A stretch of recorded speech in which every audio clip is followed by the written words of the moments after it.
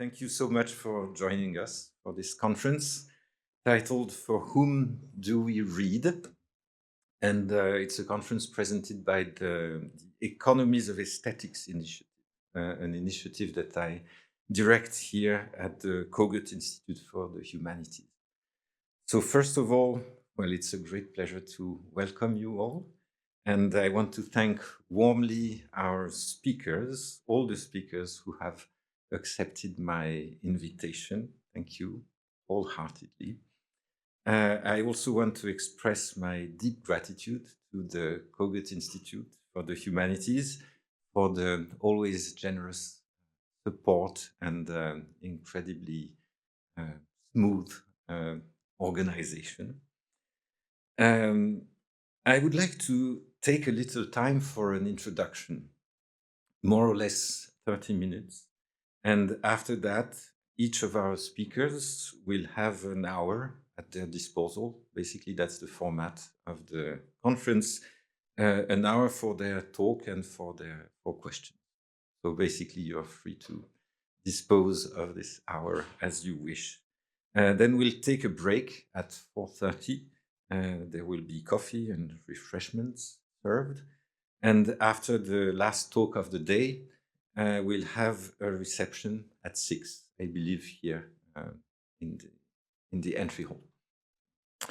So as I said, I would like to introduce not only something, which is our event, of course, its theme, that is to say, reading, and the interrogations or worries that have led to the present conference. But I would like also to introduce someone, not yet one of our speakers, I will do that later, but someone whose role in the history of reading has been both central and forgotten or erased.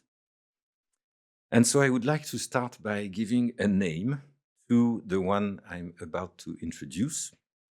I will call her, him, or them the Readee, as I suggested in a book titled Pouvoir de la Lecture, which is forthcoming in English in February as Powers of Reading.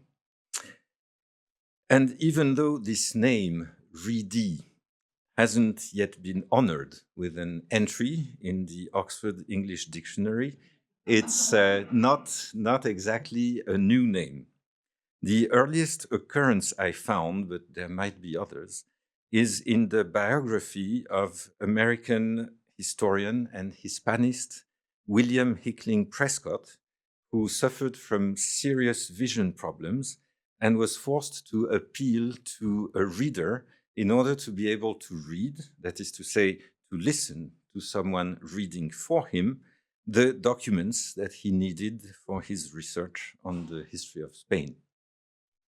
In the summer of 1827, William Hickling Prescott confided to his biographer, I quote, "My excellent reader and present scribe reads to me in Spanish with a genuine Castilian accent 2 hours a day without understanding a word."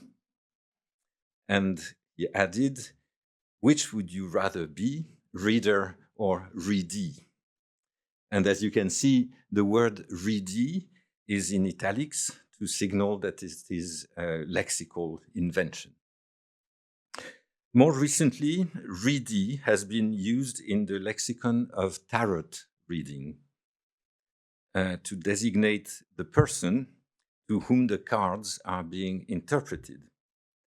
And closer to us, both in time and context, Leah Price, who will be our second speaker today, uses the word readee in an interview on the website publicbooks.org in 2019.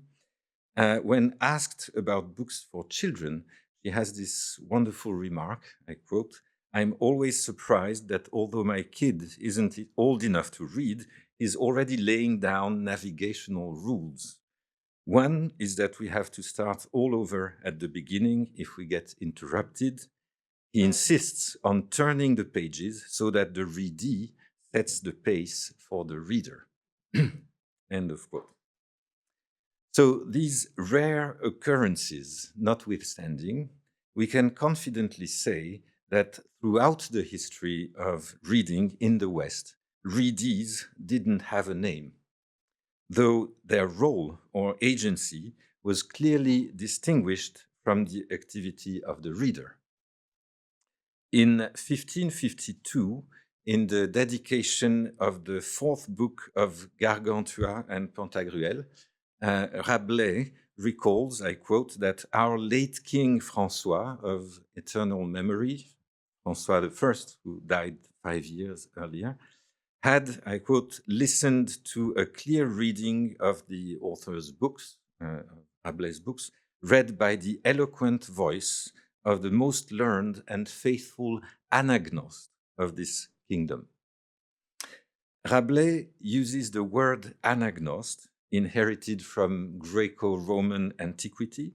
The anagnostes was actually most often a slave reader who read for others. And here in Rabelais, the word refers to what was known as the king's ordinary reader, who read translations from Greek and Latin, who embellished them with commentaries and read them to the sovereign who was preparing for sleep. Now, the term reader can actually be confusing. It doesn't allow to distinguish clearly between the one who reads aloud and the one who listens to the reading. Both the anagnost and the king are actually readers in their own way. Both read a book, the one by vocalizing it and the other by listening to it.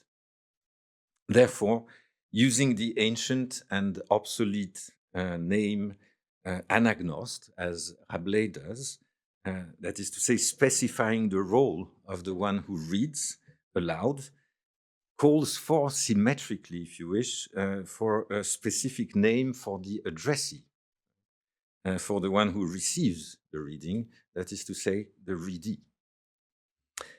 The distinction between these two roles, reading for another and listening to someone reading, this distinction does not belong only to a distant and more or less forgotten past.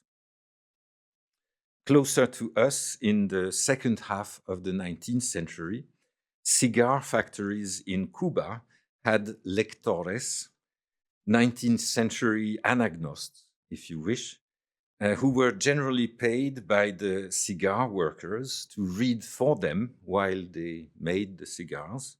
And you can see some of them on the poster for our conference. I like especially this photograph.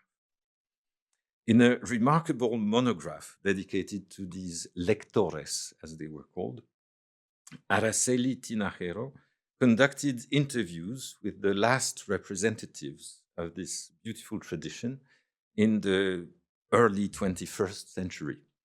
One of them, Santos Segundo Dominguez Mena, who is 88 years old when the author interviews him in Cuba in 2003. He had been a lector for 65 years in cigar factories. And in a particularly moving moment in the interview, he explains to the author how, now that he has stopped reading for others, he reads for himself. I quote, "When I have something important to read, I put on my eyeglasses, I read silently, while I get my lips unstuck, leo en silencio mientras despego los labios. I have to pay attention to it, just as others paid attention to me, como otros estuvieron pendientes de mí." End of quote. So, as you can see, after having spent so many years reading to others, the old Cuban anagnost, who begins to read to himself, becomes his own readee. It is tempting to think that the recent and impressive success of audiobooks has resuscitated a long-forgotten distinction between anagnosts, those who lend their voices to the recorded text, and readees, those who listen to them reading aloud. But we should rather consider that the new relevance of these old roles brings to light what had only been hidden in an apparent mutism. When I read silently, whispering in my inner self, sub-vocalizing, as the neuroscientists who study silent reading say, when I read silently in my inner self, I actually listen to myself reading. In other words, I am already, in a way, an audiobook for myself. As the old Cuban lector suggests when he describes what it is like to read alone, reading silently for oneself means that I am the readee of the anagnost that I am too, or vice versa. So that reading always involves the experience of a gap, of a delay or an anticipation between myself vocalizing and myself listening. Nowhere is this gap better staged than at the very beginning of Italo Calvino's novel, If on a Winter's Night, a Traveler. So let's look at the first sentence of the novel. Here it is. You are about to begin reading Italo Calvino's new novel, If on a Winter's Night, a Traveler. Stai per cominciare a leggere il nuovo romanzo Se una notte d'inverno un viaggiatore di Italo Calvino. This beginning is truly dizzying, I believe. It seems so simple, and yet I think it deserves a place in the history of literature, alongside Proust's For a Long Time I Went to Bed Early, or Melville's Call Me Ishmael, and many other famous sentences, first sentences. So what does Calvino's incipit say, and what does it actually do? It addresses me, its reader, speaking to me in the second person singular, and this you is already reading what she or he has not yet begun to read. Such is the disjointed and elastic temporality of this opening. You are about to begin reading. Reading what? Reading the very novel that you have been reading since the beginning of this sentence that tells you that you are about to begin. We are already reading what we will only begin to read now, that is to say now that we have already read its beginning. If reading silently, what we usually call reading, is a movement that involves and maybe even presupposes this gap between me and me, then it means that reading silently is essentially an anticipation of oneself. Or better, it means that to read silently, to be a silent reader, is to constantly address my reading to a readee who embodies in me the very futurity of my reading to come. To read silently means not only to mutter, that is to say, to sub-vocalize the text as an anagnost who would be barely audible. It also means to constantly address the text that I'm reading to an addressee who is myself as another, my own self as it remains to come, myself that is not yet my own, my coming self, always deferred, delayed in its coinciding with myself. So reading, we could say, is the constant closing of this gap where when the anagnost and the readee seem to happily and naively overlap to constitute the unity of what we call a reader. But in order for reading to be striving constantly towards this unified subject, it also has to be the constant reopening of the gap when anagnost and readee part again for the movement of reading to continue as the address that it is.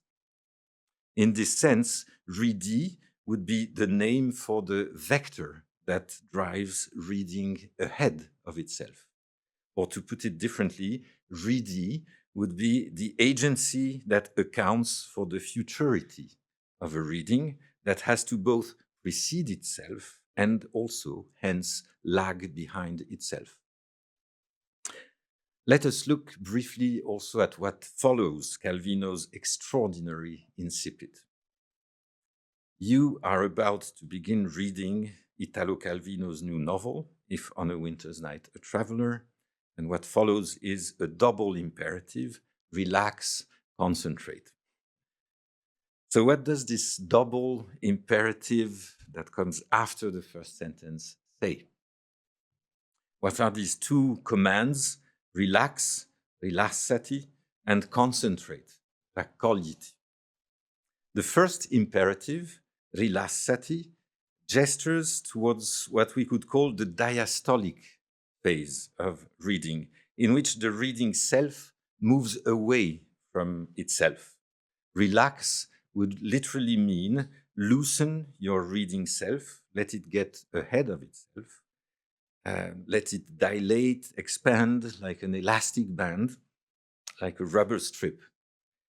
In other words, I, as a listening readee, I am already out there waiting for myself as a vocalizing anagnost, the distance from myself. And then the second imperative, raccogliti, calls for this loosening of the reading self to be followed by a systolic phase in which it is being drawn together, in which it tends to blend again into a single agency. Indeed, raccogliti, concentrate, might be understood as a somewhat free translation of the Latin lege, the imperative form of the verb legere, which means to pick up, to roll together, to gather, and of course also to read.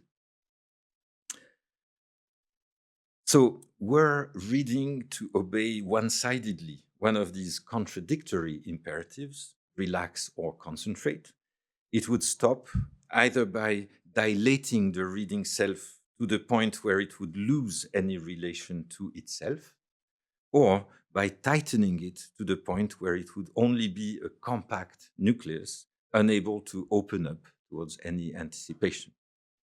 And this is why the movement of reading tends always to absolutize or eternize the incipit, you are about to begin reading. This first sentence of Calvino's novel is the very regime of reading as it continues. Reading is always in fieri, in the making, unless and before it becomes interpretation or understanding, unless and before it crystallizes into what is commonly called a reading, my reading, yours, her, his reading of this or that text. So when we talk about a reading, someone's reading, it implies that we are done with reading, that reading is over. Reading without a definite or indefinite article, reading as a pure gerund, is always tending towards itself. And readee is the name of this towards. It's the direction of this tension. Now, there are so many ways of reading for, and I will conclude this introduction by evoking some of them. So many ways of reading for, and hence so many versions or figures of the readee. Some can be immediately identified and recognized as such, like the King of France listening to his anagnost, as evoked by Rabelais, or like the cigar factory workers listening to their lector. But reading can be addressed in a more complex or oblique gesture. Let us look at this beautiful portrait of a reader, maybe the artist's wife, Lucrezia, by Florentine painter Andrea del Sarto, a painting from 1528. about 1528, known as Dama con il Petrarchino. Petrarchino was actually the word used to designate small and portable editions of sonnets and other poems gathered in Petrarch's Canzoniere. This painting is remarkable for many reasons, one of them being because the book that is offered to the reading gaze is not simply a generic text standing for any piece of writing that would be read. What we see is a precise and identifiable edition of Petrarch's Canzoniere with sonnets 153 and 154 on the right-hand page. Since we can actually read what is written, at least those parts of the verses that are not hidden in the fold of the book, that is to say, from the top of the page, sospiri al freddo core, il ghiaccio che pietà contende, etc. Since we can decipher the text, we are in the position of a reader. But since the Dama portrayed on the canvas is actually pointing with her finger to a passage that we cannot see on the left-hand page, which is hidden from our gaze, we are also in the position of a readee. She looks at us as if she wanted to read it for us, share it with us. And as beholders, hence, we oscillate between these two roles, readers and readee. Now let's look at another of the many reading scenes, and it's the last I want to show you in the history of Western painting, La Lecture, the reading, by Edouard Manet, 1868. You can see the son of the artist, Léon, reading aloud for Suzanne, the artist's wife.